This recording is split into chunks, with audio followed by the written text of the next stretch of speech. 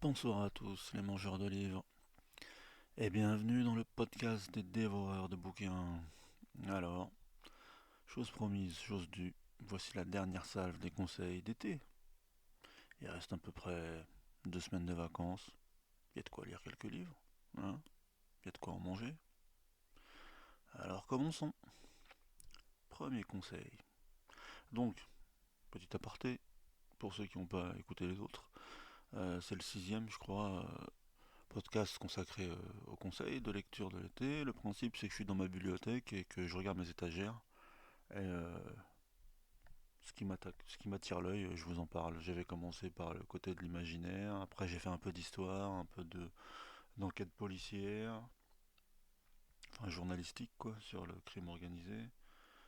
Et là, bah quand même, c'est les vacances. On va parler de bons vieux romans, des romans à dévorer et à apprécier sur la plage, ou n'importe où ailleurs d'ailleurs. On y va? Allez. Premier conseil, un livre qui m'a retourné. Le tour du monde du roi Zibeline, de Jean-Christophe Ruffin. Alors comme souvent, j'aurais pas misé un copec dessus. Je vous avoue que je suis pas forcément un aficionado de Ruffin, mais bon, ce livre il m'a converti. Alors c'est quoi le tour du monde du roi Zibeline? Bah le roi Zibeline, c'est quelqu'un qui a vraiment existé. C'est Maurice Auguste Beniowski, qui a vécu au XVIIIe siècle, entre 1746 et 1786. Et pourquoi il mérite un livre? C'est que, en fait, pendant longtemps, il a été super célèbre, ce mec. Il a été considéré comme le plus grand aventurier du XVIIIe siècle, voire de l'histoire. Et bizarrement, là, de nos jours, il est complètement tombé dans l'oubli.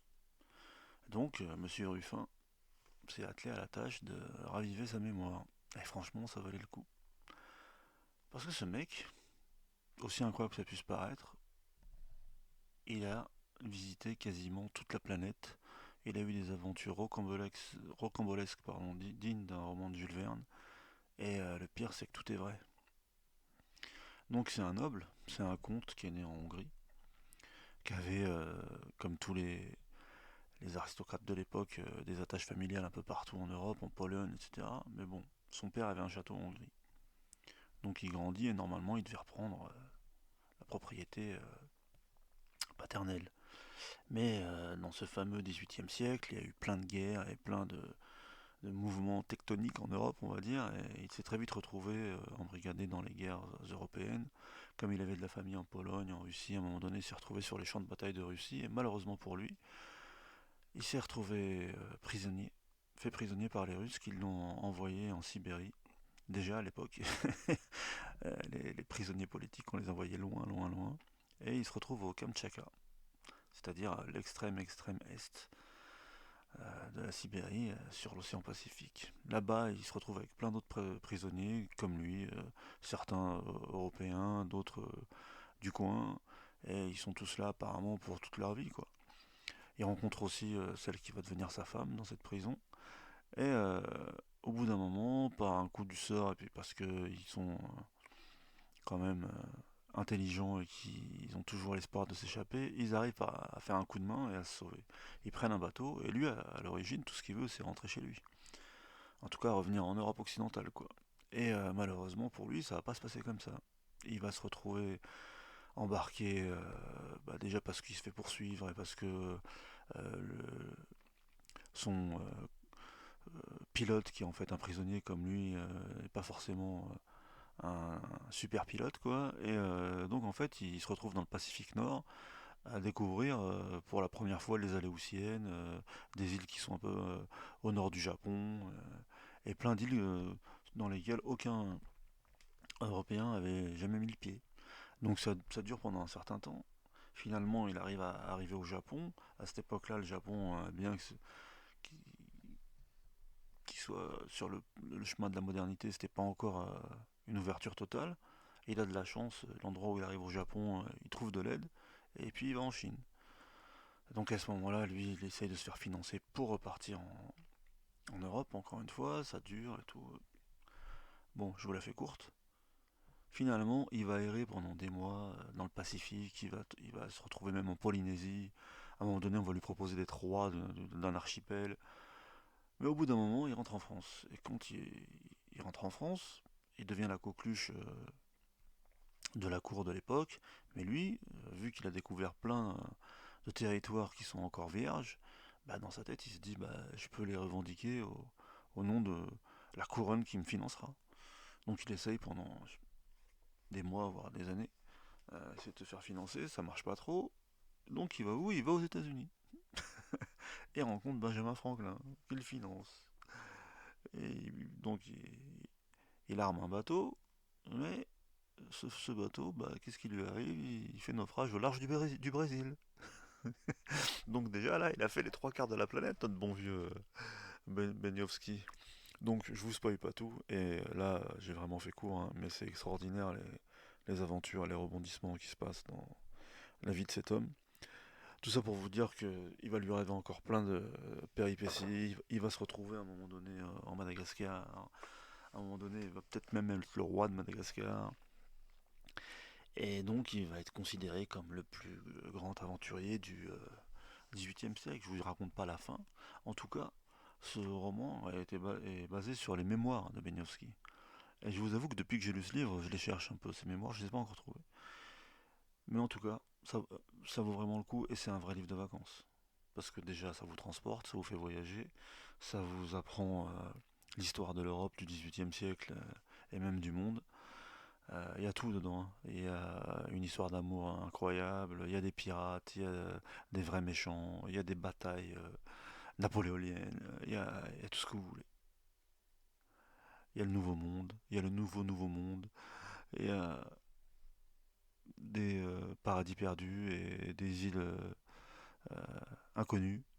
Donc franchement, je vous conseille Le Tour du monde du roi Zibeline de Jean-Christophe Ruffin. Un petit poche à pas cher. Ensuite, dans un des podcasts précédents, au tout début, je crois, je vous avais parlé d'un livre de Amin Malouf qui s'appelait Les croisades par les Arabes. Donc c'était un essai qu'il avait fait. Mais moi, mon livre préféré d'Amin Malouf, c'est Samarcande. Et Samarcande, c'est fabuleux. Là, on rigole pas. C'est, à mon avis, un chef-d'œuvre. Oui, oui, un vrai. Je pèse mes mots, c'est un chef-d'œuvre. J'ai jamais connu quelqu'un à qui j'ai conseillé de livre qui m'a dit que c'était naze. Et c'est vraiment bon. Alors, c'est quoi Samarcande? Bah, comme son nom l'indique, ça se passe un peu à Samarcande, mais pas que. Les protagonistes de Samarcande sont Omar Khayyam. Omar Khayyam, c'est le plus grand poète de langue arabe de tous les temps. Dans le monde oriental, il est l'équivalent de Rimbaud, Shakespeare, Baudelaire, Molière réunis. On apprend ses poèmes à l'école depuis toujours et pour toujours. Et c'était aussi un scientifique. Et ce qui est amusant dans le début de ce livre, c'est qu'au début ça se passe au XXe siècle. Il y a une espèce d'histoire d'amour où un couple embarque en croisière et tout. Et puis il y a un événement qui fait qu'on se retrouve propulsé au XIe siècle, à l'époque de Omar Khayyam, et on va suivre sa vie. Et la caractéristique de Khayyam, c'est que à l'époque où c'était l'Empire musulman, etc., bah lui, c'est un grand scientifique, et il a travaillé pour plein d'émirs différents, en Asie centrale, en Iran, et notamment en astronomie par exemple. Il était aussi versé dans la science religieuse, mais il était un peu iconoclaste et indépendant, on va dire, parce que il se permettait de faire des poèmes où on célébrait le vin et l'amour, alors que normalement hein, c'est péché, tout ça. Et dans ce livre, en suivant l'itinéraire de Khayyam, on va croiser l'itinéraire d'un autre personnage important de l'époque qui est euh, Hassan Saba. C'est qui Hassan Saba? C'est le fondateur de la secte des Hachichins. Donc, comme vous le savez certainement, ce terme des Hachichins, c'est ce qui a donné assassin en français. Pourquoi? Parce que certains le considèrent comme le premier terroriste de l'histoire, même s'il y en a eu d'autres avant. En fait, à l'époque, Hassan Saba, il n'était pas content de la manière dont les gouvernants dirigeaient l'Empire, et il a créé une secte d'assassins, et il a créé ce qu'on appelait le nid d'aigle dans les montagnes, là, au nord de l'Iran. et dans lesquels il se réfugiait, et il envoyait ses assassins tuer des ministres à la sortie de la mosquée, par exemple. Et comme ils étaient complètement cheatés, ils n'avaient pas peur, et même s'ils se faisaient tuer, c'était pas grave. Dans leur tête, ils faisaient ça pour la bonne cause, et ils étaient même pas conscients de ce qu'ils faisaient. Et le truc, c'est que ce nid d'aigle là, il va durer suffisamment longtemps jusqu'au moment où les Mongols en fait vont réussir à le prendre d'assaut, alors qu'avant personne n'avait jamais réussi. Toutes les armées que l'émir avait envoyées, ça n'avait jamais marché. Et le fait est que ces deux personnages en fait se sont connus et sont devenus amis. Chacun bien sûr a pris une voie différente, mais on voit leur interaction sur le long terme. Et par ce biais, Malouf nous raconte l'histoire euh, de l'Iran de l'époque et de plus largement de l'empire musulman de l'époque. Et surtout aussi d'un ministre qui était bon, ce qu'on appelait le grand vizir du calife, qui était Nizam al-Mulk. Et Nizam al-Mulk, pareil, dans le monde oriental et même pour les historiens qui connaissent, c'est devenu l'exemple type du politicien de génie. En réalité, c'était lui qui dirigeait les affaires de l'Empire. Et il a même écrit un livre dont il est fait référence dans l'ouvrage de Malouf, qui est une espèce de guide de la bonne gouvernance. On pourrait peut-être le comparer à Machiavel, par exemple, en Europe, sauf que lui, il a vraiment exercé le pouvoir, à la différence de Machiavel. Et en fait, toutes ces touches d'informations historiques, plus le talent de conteur de Malouf, hein, comme il l'a fait par exemple dans Léon l'Africain, dans d'autres ouvrages, bah, ça donne un charme, une atmosphère, un goût au livre, qui fait que de toute façon on est pris et qu'on le dévore vraiment très très vite, mais qu'on reste quand même longtemps dans cette ambiance en se remémorant les passages du livre. Bah, et comme on est pris aussi dans les péripéties de l'histoire, quand je vous dis à un moment donné, il y a la prise du nid d'aigle par les Mongols, là, et bah pareil, hein, dans d'autres podcasts, je vous ai raconté ma passion pour tous ces peuples de steppe, et en fait, il y a parmi ceux qui étaient présents dans les troupes qui ont conquis le nid d'aigle, il y avait un chroniqueur arabe qui a suivi les Mongols et qui a ensuite écrit l'histoire secrète de la conquête mongole. Et ce livre, pareil, c'est un truc que je cherche depuis des années. Apparemment, il a vraiment existé, il a été traduit et tout.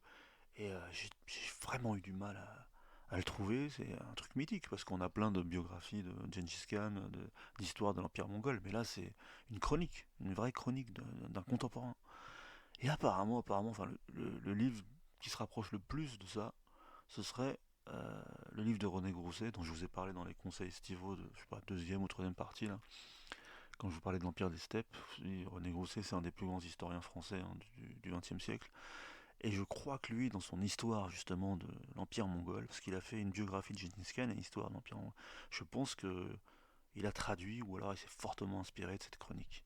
En tout cas, ça aussi, ce sera un conseil, pas forcément estival, mais si vous tombez sur, de toute façon tous les ouvrages de Grousset, si vous tombez sur cette traduction, bah, dévorez-la.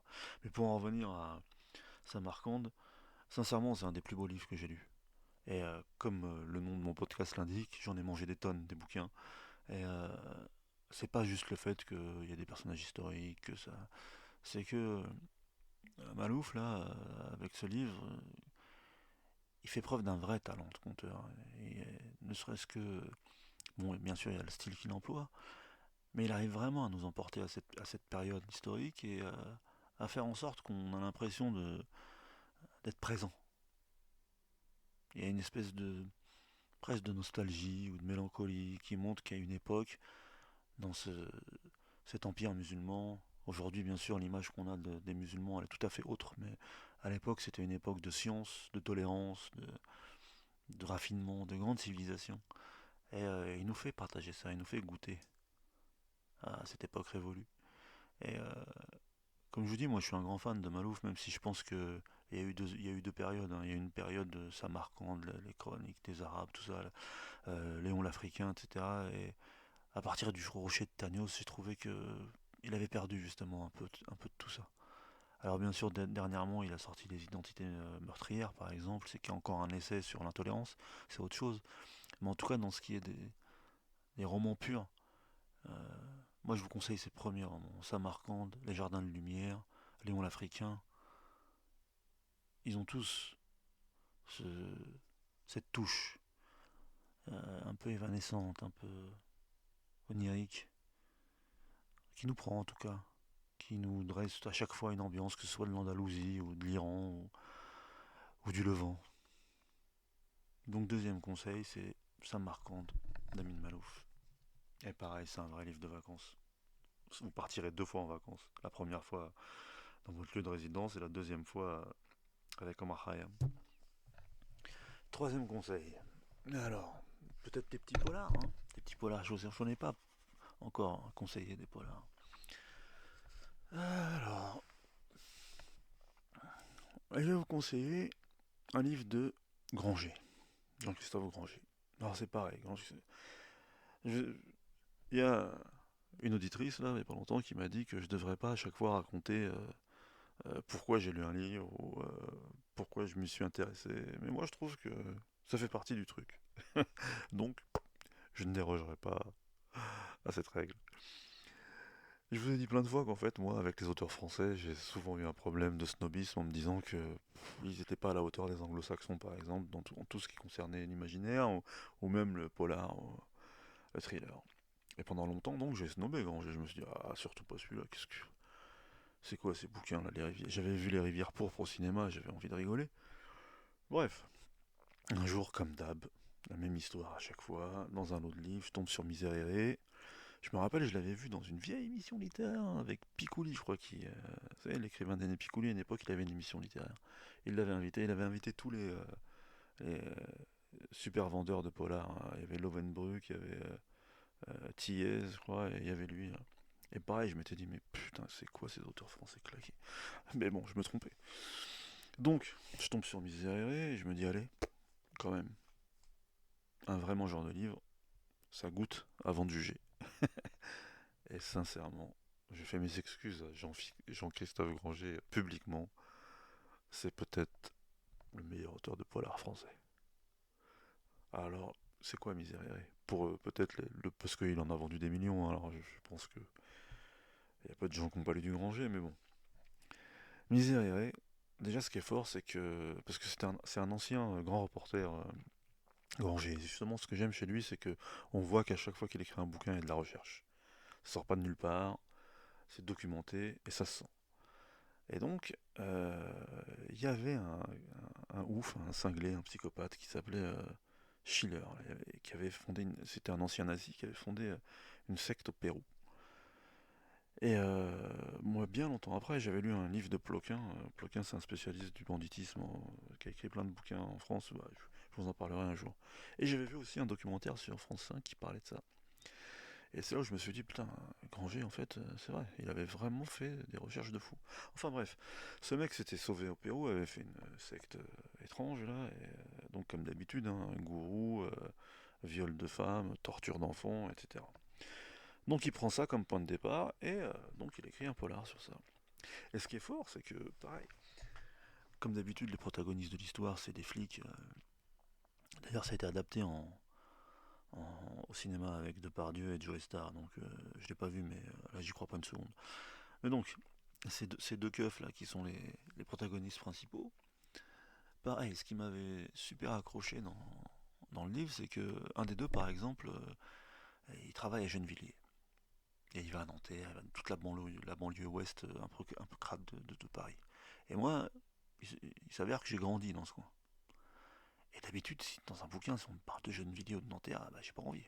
Parce que souvent, c'est justement, c'est des clichés, c'est mal écrit. Et là, bah, on aurait dit qu'il nous parlait de la banlieue de Los Angeles avec les Crips et les Bloods, quoi. C'était super vrai, super plausible, super réaliste. Et ça se retrouve dans tous ces bouquins. Donc déjà, il y avait deux choses qui m'accrochaient. Le côté secte bizarre nazi, là, et le côté flic de banlieue, mais crédible. Donc, je vous spoile pas l'histoire, ces deux flics vont creuser jusqu'à se retrouver au Pérou. Et à un moment donné, par exemple, il nous parle d'une espèce de no man's land en France, là, je sais pas où, je sais pas si c'est le Larzac ou. Mais on a l'impression d'être au Far West. Et donc, il arrive à manipuler les ambiances, différentes ambiances. Et c'est haletant, hein, c'est à la Granger, justement, ça s'arrête pas, jusqu'à l'apothéose de la fin. Et franchement, c'est le livre qui m'a converti au grangérisme. Parce qu'après, j'en ai lu plein de Granger.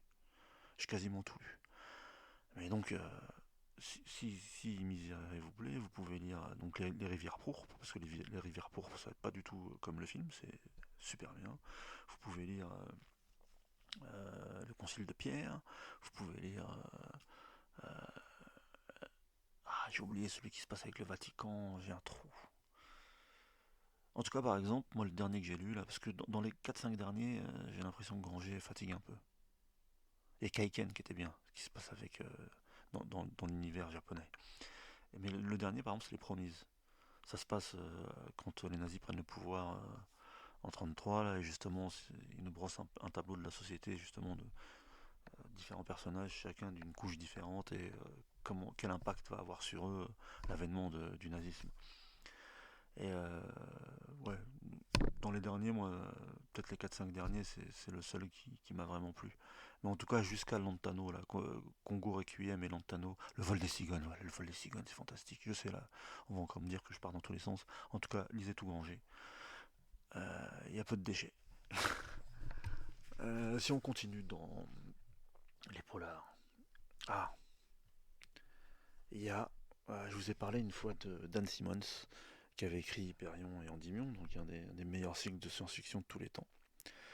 Quand j'avais découvert cet auteur, j'avais commencé comme d'hab, hein, quand on trouve un auteur qu'on aime, on essaie de lire à peu près tout ce qu'il fait. Et je me suis rendu compte qu'il avait écrit aussi des polars. Et à un moment donné, il avait voulu rendre hommage au hard-boiled, au roman noir hein, américain, et il a écrit une trilogie, la trilogie de Joe Kurtz. C'est Vengeance, Revanche et Une balle dans la tête. Alors bien sûr, vous pouvez les lire indépendamment, mais le mieux c'est de lire les trois, et c'est extraordinaire. Joker, c'est un malfrat qui sort de prison, un malfrat qui n'était pas vraiment un vrai malfrat, qui s'est fait piéger, qui a été en prison, etc. Il sort de tôle, il peut pas faire grand chose, c'est un tôlard, donc il devient détective privé et il se retrouve brigadé dans 1000 histoires avec la mafia, avec d'autres clans mafieux différents, avec les keufs qui les coursent, avec des voleurs internationaux. C'est du vrai hardboiled. Il essaye à chaque fois de protéger les innocents, personne ne le croit. On le course, on le course, on le course, mais ce personnage, et il l'a vraiment créé comme les personnages des années 30-40, quoi. C'est un vrai, c'est un dur à cuire. On lui la fait pas. Il arrive à emballer les meufs, hein, c'est normal. Mais en tout cas, on s'y attache vraiment. Et c'est pas cliché. Parce que souvent, ceux qui veulent rendre hommage au hardboiled, ils ont du mal. Parce que c'est une école de polar qui est née dans les années 30-40, et il fallait avoir l'esprit de cette époque-là pour vraiment le faire. Bien sûr, il y en a qui réussissent, hein, mais souvent, c'est des facsimilés, c'est des succès d'année, c'est pas très bien imité. Mais là, pour un essai, c'est un coup de merde, un coup de maître, pardon.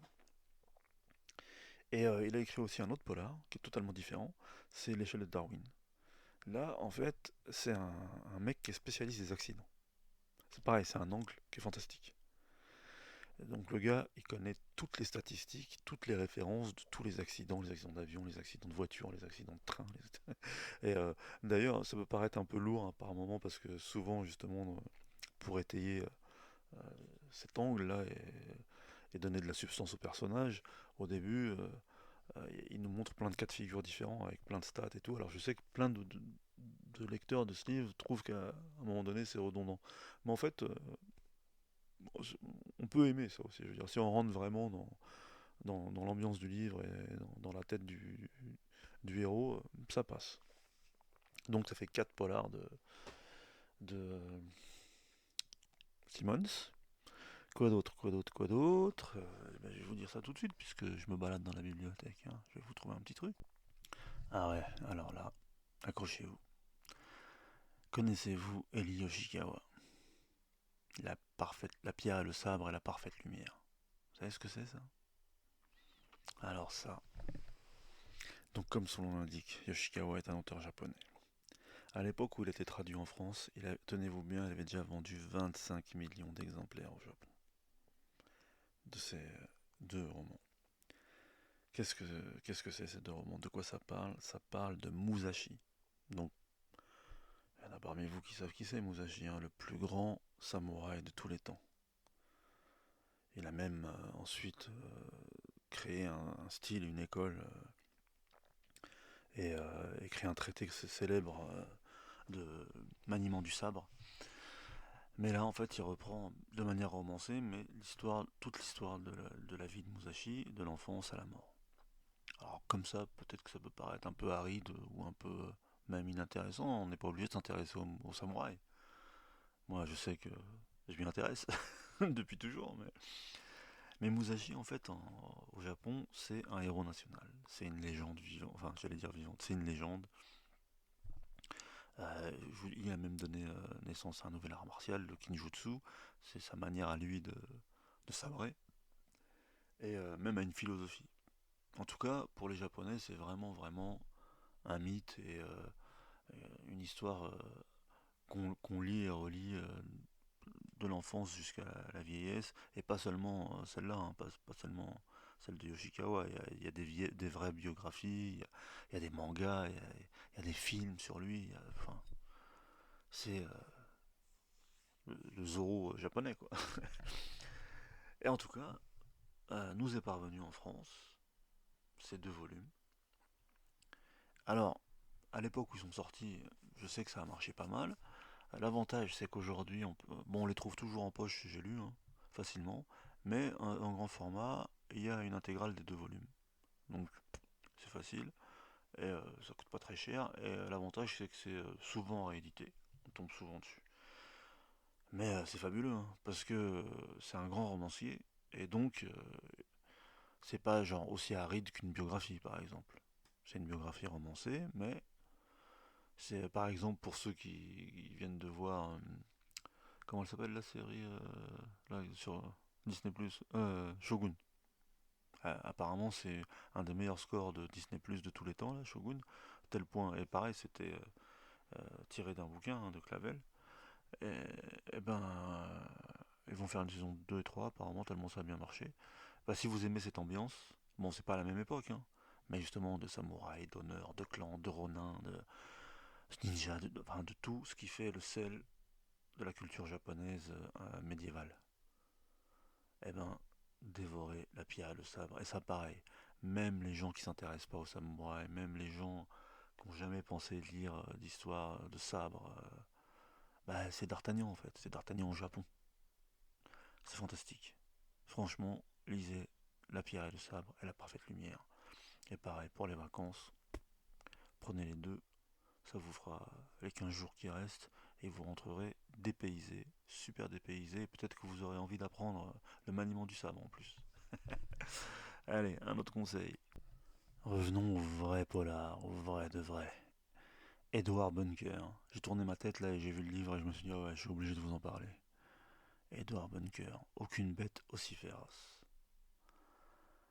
Edward Bunker, pour ceux qui s'intéressent un petit peu au cinéma, qui ont vu Reservoir Dog, eh ben c'était un des Mister, vous savez, Mister Pink, Mister Blue, Mister Black, là, au tout début. Un de ceux qui disparaît vite, hein. Je crois que c'était Mister Pink. Et ben c'était Edward Bunker. Et pourquoi Tarantino l'a fait passer en caméo dans son film? Parce qu'Edward Bunker, c'est un vrai truand, un vrai taular qui a passé une longue période de sa vie en prison, en Californie. Et même dès l'enfance avait touché aux maisons de correction. Et ensuite, au bout d'un moment, il a réussi à se réhabiliter, et il a écrit.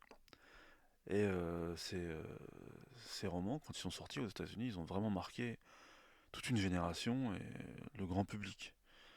Et son premier roman, c'est Aucune bête aussi féroce. Et ça raconte justement le temps qu'il a passé en prison et le moment où il est sorti pour la première fois et le mur auquel il s'est heurté en fait en tant qu'ex-dollar dans la société américaine des années, je crois que c'est les années 60. Et en fait, ensuite il a écrit la bête au ventre et La bête contre les murs. Donc ça fait une trilogie, mais vous pouvez les lire séparément. Il y en a une qui parle de justement son enfance en maison de correction, et une qui parle de la fin plutôt. Et donc ça peut se lire indépendamment. Alors bien sûr, il dit pas que c'est lui. Il met en scène un personnage, mais c'est abreuvé de ses souvenirs à 90%, on va dire. Et moi, ce qui m'avait vraiment plu dans Aucune bête aussi féroce, c'est justement le souci du détail qui est apporté à l'histoire. Vu qu'il a vraiment connu le pénitencier, Saint-Quentin et tout ça, la dureté de la prison en plus dans les années 60 en Californie, bah, il nous parle du quotidien d'un tolard, mais de l'intérieur. Et il se fait pas passer pour un super caïd à qui il n'est pas arrivé de galère. Il nous montre même les broutilles pour lesquels il tombe au début. En fait, c'est de la loose, quoi. La vie d'un truand lambda, que ce soit aux États-Unis ou n'importe où. Et surtout, c'est une fois qu'il sort, en fait. Parce que, à la limite, on s'attend à ce que ce soit dur pour lui en prison, à ce qu'il ait eu une vie difficile, qu'il l'ait mené au crime, entre guillemets. Mais au début, quand il sort, bon, le système américain, vous savez, on a un agent de probation, on est en conditionnel, on doit aller le voir tous les jours, enfin bref, ou toutes les semaines, et on doit pointer, quoi. Et en fait, c'est une espèce de prison, mais en liberté. Et moi, je me rappelle pas en plein de détails. Il est en galère, il a pas d'argent, il doit louer un appart. Los Angeles, en plus, c'est pas comme New York, c'est super étendu, il n'y a pas beaucoup de transports en commun, tout se fait en voiture. Si on n'a pas de voiture, bah, le bus, c'est tout- toute sa vie pour aller d'un point A à un point B. Et donc, il essaye vraiment au début, il essaye de se réinsérer, de se réhabiliter. Donc, il doit aller pointer chez son agent de probation. Et pour aller pointer chez son agent de probation, il doit bien s'habiller, mais il n'a pas d'argent. Donc à un moment donné, il va dans les trucs de YMCA, il va dans les surplus de l'armée, enfin il essaye de s'habiller correctement, entre guillemets, pour donner une bonne impression. Le truc, c'est qu'il n'a pas d'argent et qu'il achète des chaussures trop petites pour lui. Et à LA, comme je vous dis, il faut pas marcher, on peut pas marcher, c'est pas Paris. Donc déjà, il doit marcher. Parce que il doit prendre le bus, mais finalement, il n'a pas d'argent pour le bus. Et aux États-Unis, gruger, c'est pas comme en France, c'est pas genre un petit ticket, une petite amende. On peut même aller en tôle si si on gruge. Donc il essaye de prendre le bus, il n'arrive pas, il doit marcher. Mais il a des chaussures trop petites. Donc il peut pas marcher. Il arrive 1000 ans trop tard et il se fait traumatiser par l'agent de probation. Et ça part en vrille tout de suite. Mais ça part en vrille pour rien. Ça part en vrille parce qu'il n'avait pas d'argent pour s'habiller, pour s'acheter des chaussures à sa taille et pour prendre le bus. Donc après, il est obligé de retomber dans le crime. Et à partir de là, bah, la bête féroce va se révéler. Et on va voir ce que c'est la loose de la truanderie. Mais et même la dernière phrase du livre, je vous la dis pas, je vous la spoil pas, mais ça donne un état d'esprit. Justement, que seul quelqu'un qui a vécu ce genre de fait peut écrire, quoi, peut nous donner. Donc, dans un genre un peu semblable, mais avec un point de vue différent, une autre trilogie. Alors, bon, elle est un peu célèbre, mais tout le monde ne l'a pas lu. C'est La Griffe du Chien, Cartel et la Frontière, de Don Winslow. Alors, à Sauteur, c'est un peu bizarre. La Griffe du Chien, Cartel, la Frontière, ce sont des chefs-d'œuvre de romans policiers. Vraiment, ce sont des chefs-d'œuvre. Mais bizarrement, on dirait qu'il a tout donné dans cette trilogie parce qu'il a écrit plein d'autres bouquins. Et en parlant souvent avec d'autres mangeurs de livres, on se dit tous, mais pourquoi ils sont pas du même niveau? Alors une fois, je l'ai écouté dans une émission sur France Culture, et en fait, je crois comprendre pourquoi. Le thème de ces trois livres, c'est la lutte contre les cartels mexicains de drogue. Et lui, apparemment, je crois qu'il est à la base c'est un journaliste. Il a vraiment tout donné. Il a fait des enquêtes. À un moment donné, il était même en danger, comme d'habitude, quoi. Il a risqué sa vie, celle de sa famille, l'équilibre de sa famille. Il devait même pas écrire une trilogie. Il devait en écrire un, puis finalement après il avait trop de matière, il en a écrit un deuxième, et puis après ça lui mangeait trop la tête. Il a écrit d'autres bouquins, mais finalement il a écrit Frontières, c'était le dernier. Et après il a juré qu'il écrirait pas plus sur ça parce que sa femme allait le quitter sinon. Donc c'est vous dire l'investissement qu'il a mis dans ses bouquins et la densité de ses bouquins. Mais en tout cas, donc le thème, c'est une histoire des cartels, en gros, du début jusqu'à la fin. Je crois que ça commence à l'époque du Vietnam. Mais c'est fantastique. Et moi, je serais passé complètement à côté si c'était pas un pote qui mange des bouquins comme moi, quoi, qui est un peu plus dans le polar que moi, qui m'a dit pendant des années, mais lis ça, lis, puis finalement, bah ouais, j'ai écouté, quoi. Et je le remercie, parce que c'est un monument du livre policier, vraiment. Donc je vous le conseille et je vous le re-reconseille. Et changeons de style. Euh, Là, je pense souvent à des livres qui m'ont marqué pour vous donner des conseils. Et quand j'étais plus jeune, il y a un écrivain français qui était très connu avant, mais je pense qu'on connaît plus trop aujourd'hui, qui s'appelle Barjavel. Et Barjavel, c'est un écrivain qui a fait de la science-fiction toute sa vie, mais qui a jamais voulu admettre qu'il faisait de la science-fiction parce qu'il avait peur qu'on le mette dans cette case et qu'on n'achète pas ses livres. Alors, il est connu pour plein d'autres livres, hein, Le Voyageur imprudent, Ravage. Il est connu pour Ravage, voilà. Il y a beaucoup de gens, toute une génération a lu Ravage. Et moi, j'avais pas lu Ravage, j'avais pas lu Le Voyageur imprudent, j'avais pas lu Une rose au paradis, enfin, plein de livres qui sont célèbres de lui. Mais un jour, par hasard, vraiment par hasard, je tombe sur un bouquin qui s'appelle L'Enchanteur. Et j'étais encore assez jeune, et moi, une autre de mes marottes, c'est, comme plein de gens, hein, c'est le roi Arthur. Le roi Arthur, les chevaliers de la table ronde, Merlin l'Enchanteur. Et j'étais à la bibliothèque, je crois que c'était à l'époque hein, où j'avais lu Dune et compagnie, là, et comme je vous dis, elle était super bien pourvue, cette bibliothèque, franchement. J'ai eu de la chance d'aller au lycée en face. Et donc dans les rayonnages, je vois l'Enchanteur, hein, je me dis, ouais, Merlin l'Enchanteur, je lis la quatrième de couverture, c'est ça, c'est Merlin l'Enchanteur. Mais c'est une vision spécifique de Merlin l'Enchanteur. Par exemple, au début, on voit qu'il voyage dans le temps, quoi, et il est dans un supermarché, et il prend des conserves et tout pour les ramener à l'époque du roi Arthur. Et ce qui est fort aussi, c'est que dans ce livre, il y a toute l'histoire d'amour qu'il a avec la Dame du Lac en réalité. Parce que lui, la seule chose qu'il veut, en vrai, c'est de rejoindre la Dame du Lac et de vivre avec elle son amour, son grand amour. Parce que c'est ça, c'est vraiment l'amour de sa vie. Et c'est avec elle qu'il a appris la magie, en tout cas dans cette version-là. Mais le devoir lui commande d'aller s'occuper de notre ami Arthur, de son père, de lui, de la table ronde, du Graal, tout ça. Et comme je vous disais pour Samarcande, en fait, l'Enchanteur, pourquoi ce livre-là sur Arthur alors qu'il y en a des milliers, et surtout sur Merlin? Eh ben, c'est qu'il a réussi à mettre une ambiance dans ce livre, à donner un angle, à travailler un angle qui est original dès le début.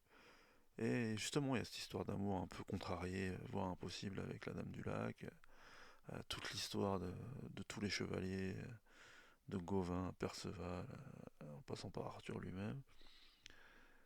Mais il y a une douceur dans ce livre, il y a, je sais pas, oui, une douceur.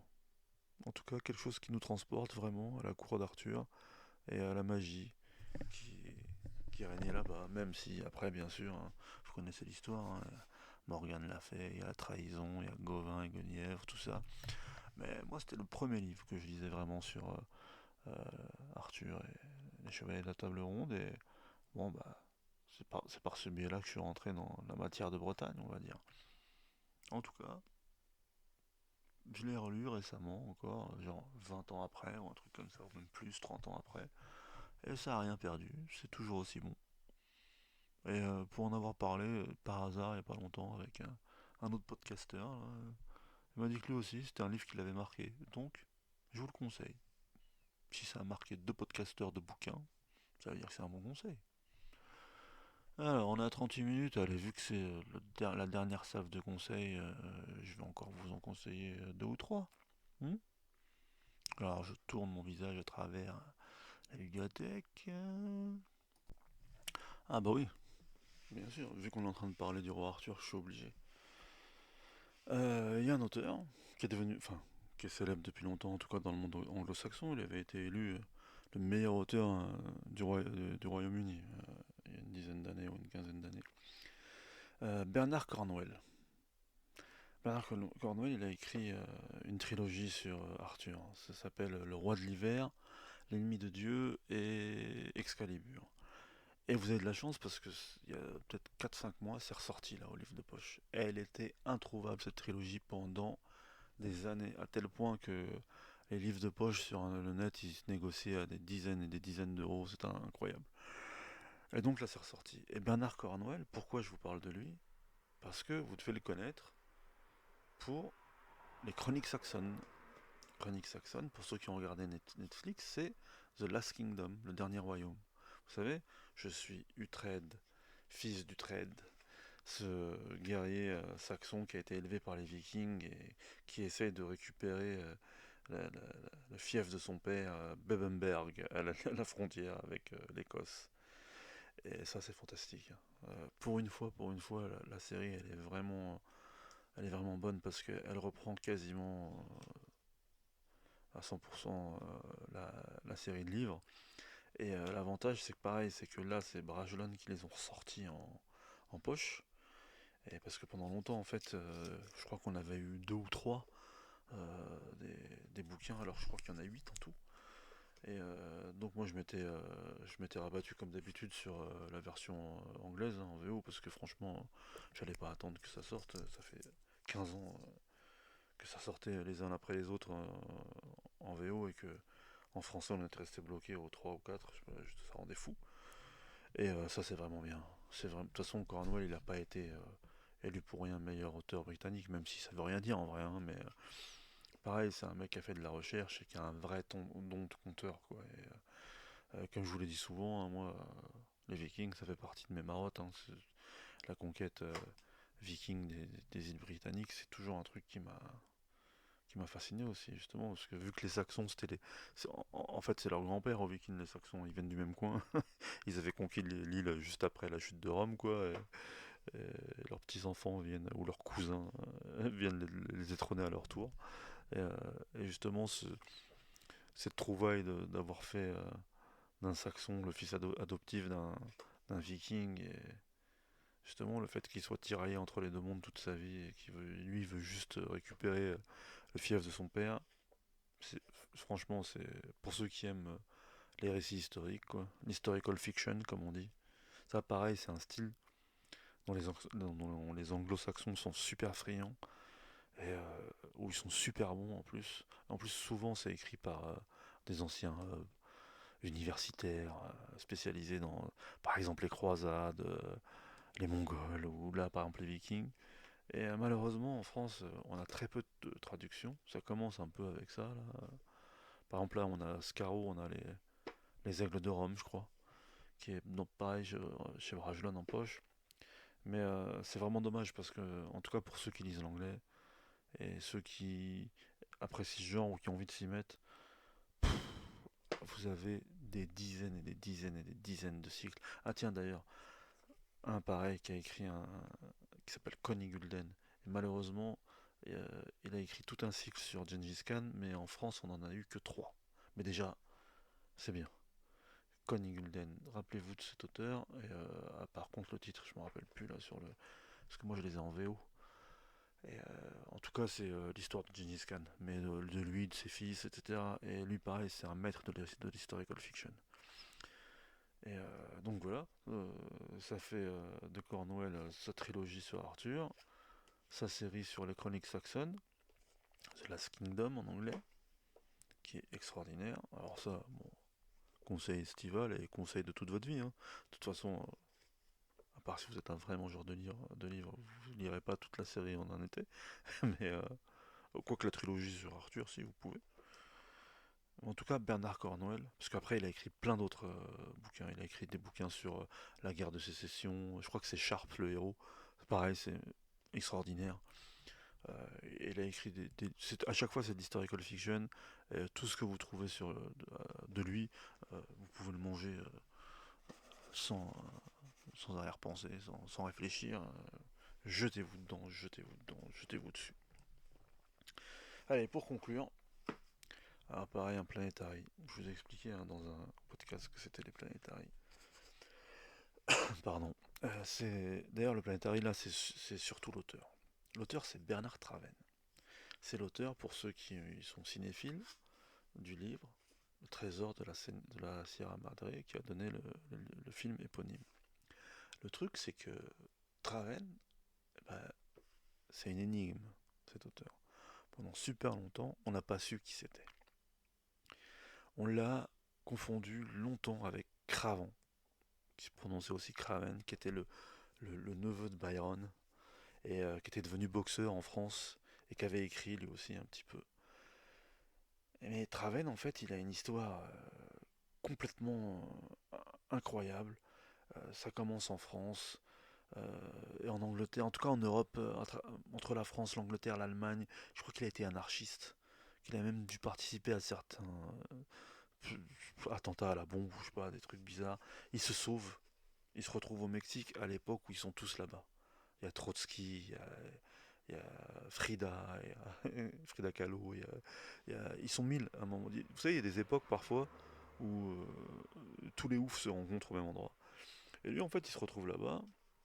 Alors, il prend des identités secrètes et il sent quand même, il sent que ça sent le roussi pour lui, quoi, et il profite d'être au Mexique pour s'intégrer à une équipe archéologique qui va découvrir les premières les ruines mayas. Il se retrouve dans la péninsule du Yucatan, il se fait passer pour un photographe, et le truc c'est qu'il filme et il photographie cette expédition, et c'est là en fait qu'on a une des rares photos de lui. Pareil, après il disparaît. Pendant longtemps on le cherche, et il y a un mec d'Hollywood qui arrive à le retrouver, et il lui demande de participer à l'adaptation de son livre, qui est le trésor de la Sierra Madre. Donc il participe au tournage, mais pareil, toujours un peu incognito. Puis ensuite, après, il disparaît vraiment. Plus personne ne sait où il est, on sait pas trop. Donc, franchement, rien que pour ça déjà, pour la vie de ce mec, il faut lire au moins un de ses bouquins, ou je crois que c'est le seul d'ailleurs qui est paru. Donc Bernard Traven, le trésor de la Sierra Madre. Ça vous va ou je vous fais des bonus? Je vous fais quelques bonus. Ok, je vous fais quelques bonus. Alors je regarde un petit peu dans la bibliothèque encore. Ah bah justement, puisque je vous ai parlé de Traven, euh, et Patrick Deville. Je voulais vous parler d'un de ses romans, Peste et choléra, mais juste avant, en fait, Patrick Deville, et dans tous ses bouquins, il prend toujours à peu près c'est la même méthode. Et il s'intéresse à des personnages qui ont vraiment existé, il raconte leur vie et il fait une enquête approfondie. Dans Peste et choléra, on suit la vie de Yersin, qui a inventé le vaccin contre la peste. Alors comme ça, on a l'impression que c'est un truc un peu chiant, mais en fait, c'est pareil, ce mec-là, qui a inventé, c'était un des disciples de Pasteur, qui se retrouve en Chine à un moment où il y a la dernière épidémie de peste et qui arrive à isoler justement le bacille de la peste et qui invente le vaccin et qui reste après en Asie et à qui il arrive des aventures dignes d'Indiana Jones. C'est incroyable, sa vie elle est incroyable et ce bouquin il est incroyable. Et pourquoi j'ai fait le parallèle avec Traven, c'est que donc il a écrit plusieurs livres en ville et il y a Pura Vida, je crois que c'est Mexico, justement, où il parle de cette période où, comme je vous dis, tout le monde se rencontre là, à Mexico à cette époque, là, où il y a Trotsky, Frida Kahlo, son mari, le peintre, là, plein d'autres personnages, et à un moment donné, justement, il y a toute une ellipse sur Travin, parce que il les rencontre à ce moment-là, et c'est le seul écrivain, lui, que j'ai trouvé qui vraiment a à enquêter à ce point-là sur Travain, et c'est le premier qui m'a fait une biographie un peu de cet écrivain, parce que sinon pendant longtemps, je vous dis, on n'arrivait pas à déterminer quelle était sa vie. Donc, voilà, on peut passer de l'un à l'autre. Et pareil, Granville pouvait lire tout, hein, c'est incroyable. Il y avait un, un livre aussi où il racontait l'histoire du Venezuela, là, où je savais même pas que ça avait été une colonie américaine pendant un moment, à l'époque où ils ont pris le Panama, où ils ont pris les Philippines, où ils étaient aussi dans une dynamique coloniale, et ça nous raconte l'histoire d'un Américain là-bas qui a failli devenir justement le président ou l'empereur de ce coin. C'est incroyable. C'est incroyable. Je crois que c'est Pura Vida, justement, le titre de ce livre. Donc vous pouvez y aller, là pareil, pour l'été, c'est fabuleux. Ça se trouve en poche chez Point à chaque fois, et puis vous pouvez les lire en deux trois jours à chaque fois, et prendre une cargaison avec, c'est incroyable. Allez, encore un petit conseil. Bah comme quoi ça sert de regarder dans les rayonnages. Tout à l'heure je vous parlais de Cohn et Gulden là, qui avait écrit un livre sur Gengis Khan, bah c'est Le Loup des plaines. Et il est disponible en poche, il est un peu dur à trouver. Mais bon, puisque je vous avais dit que j'avais oublié le titre, là je viens de passer devant.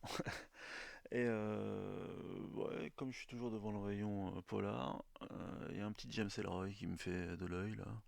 Ouais, quand même, il fallait bien que je vous parle d'un James Ellroy. Moi, un de ceux qui me plaît vraiment, c'est Perfidia. Pourquoi Perfidia? Parce que ça parle d'une période à Los Angeles toujours, hein, parce que c'est James Ellroy, qui est intéressante et sur laquelle en fait je n'étais pas trop documenté. C'est la période de tout début de la Deuxième Guerre mondiale à Los Angeles. Et ce qui est fort, c'est que lui, en fait, il nous raconte, on va dire, les quelques semaines avant Pearl Harbor et quelques semaines après, en prenant pour personnages différents policiers et différents criminels, mais surtout des policiers, dans Los Angeles des années 40. Vous savez, à l'époque, c'est connu, c'est l'époque de ce qu'on appelait le gangster squad à un moment donné, parce que la police de LA elle était tellement corrompue qu'en fait c'était presque un gang, elle toute seule, en tout cas, elle marchait main dans la main avec tous les différents gangs mafieux qui existaient à l'époque, qu'ils soient latinos, WASP, que sais-je encore. Et le truc, c'est un des flics qu'on suit, c'est un flic à la police scientifique, mais qui est d'origine japonaise. Et le problème, c'est que, comme vous le savez, quand il y a eu Pearl Harbor, les Américains, ils n'ont pas fait de détails. Bah, tous les nippos américains, quoi, ils les ont mis dans des camps. On a saisi leurs biens, on a fait des camps dans le désert, on les a mis pendant toute la guerre. Eh ouais, et c'était pas cool, ils ont pas fait ça avec les Allemands, hein. Hein, les Germano-américains, il n'y en a aucun qui est parti dans un camp. Comme quoi, c'est toujours la même chose. Enfin bref, et donc il y a ce flic qui essaye de se débattre pour faire en sorte que lui et sa famille finissent pas dans un camp. Il y a un flic totalement corrompu qui lui est fan de Bette Midler, hein, et qui essaye d'avoir une relation avec elle parce qu'elle vient à ce moment-là à Los Angeles. Et euh, une lutte interne à la mairie parce que justement comme ils sont tous corrompus, c'est le moment où il y a les premières écoutes. Et il y a deux factions différentes et ils essayent de se piéger les uns les autres. Mais surtout, c'est tout le fonctionnement en fait de la police à travers justement les agissements de ces différents policiers et des problèmes que rencontrent les Japonais, mais à plus grande échelle la communauté asiatique qui est à Los Angeles. Parce que vous savez, en Californie, c'était la région où il y avait le plus de Chinois, par exemple, parce que euh, un siècle avant, il y avait eu la fameuse ruée vers l'or à San Francisco, en 1849, et parmi tous ceux qui étaient venus en Californie, parce que la ruée vers l'or de Californie, à la différence de plein d'autres ruées, celles qu'il y avait eu au Canada avant, il y en avait eu deux au Canada, au Klondike et au Yukon. Celle du Klondike, celle dont parle Jack London par exemple, dans ses ouvrages. D'ailleurs, excellent conseil, Jack London. L'appel de la forêt, ou par exemple Martin Eden. Martin Eden, c'est un de mes livres préférés. Petite parenthèse à l'intérieur de Perfidia, lisez tout Jack London, c'est un des plus grands auteurs de tous les temps, vraiment. Mais Martin Eden, Martin Eden, Martin Eden, lisez Martin Eden. Donc pour en revenir à Perfidia, euh, une chose que peu de gens savent, donc il y avait eu la ruée vers l'or. Et je veux dire, à la différence de plus d'autres ruées vers l'or, bien sûr, à chaque fois, des gens viennent du monde entier. Mais là, celle de Californie, vraiment le monde entier a couru en Californie. Déjà, bien sûr, tous les Américains, mais il y a eu des Européens, il y a eu des Français. Alors, il y en a qui passaient par le Cap Horn, hein, qui faisaient tout le tour pour arriver. Il y en a qui arrivaient sur la côte Est et qui traversaient tous les États-Unis. Il y en a qui venaient d'Asie, mais surtout, il y a eu une forte immigration chinoise à ce moment-là, justement, pour venir participer à cette fameuse ruée vers l'or. Vous savez, il y a plein de films où on voit des Chinois à l'époque qui disaient, qui parlaient des États-Unis en l'appelant la montagne d'or, et ils faisaient miroiter à plein de candidats à l'immigration le fait qu'il y avait qu'à se baisser pour trouver de l'or en Amérique. Et donc les Chinois arrivent à ce moment-là, et Comme les Chinois sont des travailleurs invétérés, ils s'organisent, ils travaillent et ils gagnent, ils arrivent à trouver de l'or. Et les Blancs en prennent ombrage. Et il y a plusieurs Blancs qui vont se plaindre aux autorités de l'époque en disant c'est pas normal, eux ils travaillent trop bien, ils nous prennent l'or, en plus c'est quoi ces Chinois qui viennent de je sais pas d'où là, c'est pas des Blancs, on veut plus qu'ils soient là. Alors, les Américains, étant des Américains, ils ne se sont pas dit on va être injuste si on fait ça, ils ont dit ok.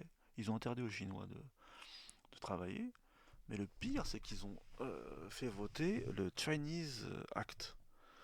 Alors, il y avait un autre terme entre les deux, je sais plus si c'était le Chinese Travel Act ou un truc comme ça. En tout cas, ça interdisait aux Chinois de rentrer aux États-Unis. Mais le pire, c'est que ça interdisait aux Chinois de repartir chez eux. Parce que pour ceux qui ont vu plein de westerns ou qui ont lu les Lucky Luke, il y avait eu aussi, vous savez, toute cette main-d'œuvre chinoise qu'on avait utilisée pour les chemins de fer. Donc ça veut dire qu'en réalité, les Chinois, ils ont pas mal participé à la ruée vers l'Ouest, à, à- à la construction en réalité de l'Ouest américain, même si c'est passé sous silence.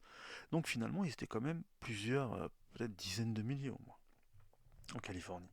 Ceux qui étaient arrivés au bout du chemin de fer et ceux qui étaient là pour trouver de l'or. Et le problème, c'est que donc, ils n'avaient plus le droit de chercher de l'or, ils n'avaient plus le droit d'entrer chez eux. Ceux qui étaient candidats à l'immigration, ils n'avaient plus le droit d'entrer. Et ça a duré plus de 100 ans. C'est pour ça que le premier Chinatown, c'est celui de San Francisco, le plus grand avec celui de New York, là. Et que, en fait, ils ont vécu en vase clos quasiment pendant 100 ans.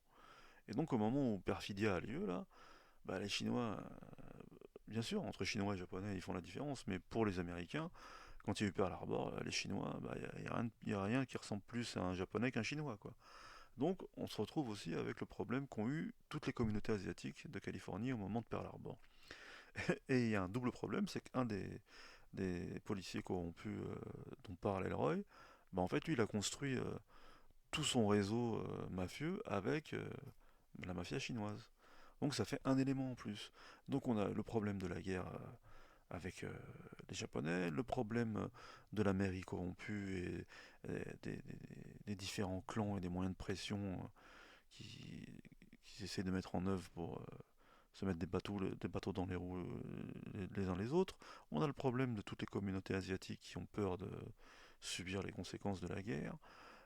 Par exemple, on ne le sait pas, mais il y en a plein qui se sont retrouvés au Mexique, des Japonais qui se faisaient passer pour des Chinois pour pouvoir passer la frontière et se retrouver au Mexique. Et ça donnait lieu à un trafic incroyable. Donc on a aussi après les Mexicains qui sont dans l'histoire. En tout cas, et on a aussi le cinéma. Parce qu'en fait, Hollywood, ça s'est pas arrêté avec la guerre. Comme en France, hein, ça a été une des périodes les plus fastes pour le cinéma. Et le truc de Roy, c'est comme il est ouf de détails, et comme il, pareil, il a approfondi le sujet pendant peut-être des années, ça crée un bouquin qui retourne le cerveau et qui nous plonge dans cette époque. Et franchement, moi, je me doutais pas qu'elle était aussi complexe. C'est vrai que c'est une époque. Bon, je connaissais un peu l'atmosphère de la guerre, tout ce qui s'était passé, mais en surface. En tout cas, en ce qui concerne la Californie, là, euh, c'est presque un documentaire. C'est presque un documentaire. C'est ça qui est fabuleux dans ce bouquin. Donc, je vous conseille Perfidia. Et allez, pour finir, vu que j'ai parlé beaucoup de Planetary, excusez-moi, bah, je vais vous donner un conseil qui n'est pas un livre, mais qui est un comics. Je vous avais dit dans notre podcast qu'au début je voulais appeler ce podcast Planetary, en hommage à un comics qui a été écrit par Warren Ellis, un auteur de comics anglais qui a travaillé pour les plus grandes maisons d'édition américaines, Marvel, DC, Image et compagnie. Il y a une vingtaine d'années, il a écrit une série, un comics de 26 épisodes qui s'appelle Planetary et qui relate l'histoire d'un homme qui s'appelle Elijah Snow et qui est né, on va dire, à la fin du 18e et qui se rend compte au bout d'un moment qu'il est immortel et qui va apprendre avec Sherlock Holmes à étudier et à découvrir la face cachée du monde, l'histoire secrète du monde. Et c'est pour ça que ça s'appelle Planetary, parce qu'à partir d'un moment, il va écrire chaque année un ouvrage euh, qui raconte l'histoire secrète du monde, genre par exemple 1834, 1836, enfin, jusqu'à aujourd'hui, qu'il appelle Planetary. Le truc, c'est que à un moment donné, il y a des ennemis cachés dans l'ombre qui sont comme lui, qui sont dotés de pouvoirs surhumains et qui vont lui faire perdre la mémoire. Et donc pendant un moment, il va plus savoir qui il est jusqu'à ce qu'une agence, Planetary, vienne le chercher. Parce qu'ils savent que dans son esprit réside le secret pour vaincre ces forces obscures. Alors dit comme ça, peut-être que ça peut pas trop intéresser, mais ce qui est fort, c'est qu'en réalité, chaque épisode, en tout cas pendant plus de la moitié du comics, fait référence à de la pop culture. Alors comme je l'avais dit, hein, ça peut être le cinéma hongkongais, de l'époque de John Woo, là. Ça peut être Godzilla et l'île aux monstres, ça peut être les héros d'ici, Superman et tout ça, ou les 4 Fantastiques chez Marvel. Ça- chaque épisode, ça peut être Tarzan et la cité perdue d'Opar. C'est fantastique, c'est d'une érudition sur la culture populaire qui est incroyable. Et en même temps, c'est aussi une histoire à suspense, une histoire super bien travaillée avec des personnages incroyables. Et en plus, c'est une histoire limitée. C'est pas Spider-Man où il faut en lire 60 ans, ou c'est 26 épisodes. Et l'avantage, c'est que maintenant, ça existe en anglais ou en français, en intégrale. Alors que moi, à l'époque, j'ai dû attendre parce qu'il y a eu un hiatus, à un moment donné, il était malade ou je sais pas quoi. Et genre, on va dire peut-être les 6 derniers épisodes, on a attendu des années. Genre 4 ans, 5 ans. C'était horrible. Mais là, vous avez tout. Et c'est un des meilleurs comics de tous les temps, tout le monde est d'accord là-dessus. Donc pareil, ça vous pouvez le prendre avec vous sur la plage, hein, c'est une BD, et c'est fantastique. Donc amis, mangeurs de livres, mangez aussi du comics. Merci de m'avoir écouté. J'espère que parmi tous ces conseils, il y en a qui vous plairont et il y en a que vous apprécierez autant que moi. Et bah à bientôt. Dans les prochains podcasts, je reprendrai le cours normal. Je vous parlerai de livres en particulier. Et si vous aimez ces podcasts, bah, commentez, mettez des étoiles, mettez des cloches, que sais-je encore. Faites en sorte que nous sortions des limbes, comme je le dis souvent, des limbes de Podcastland. À bientôt, chers mangeurs de livres, et bonnes vacances.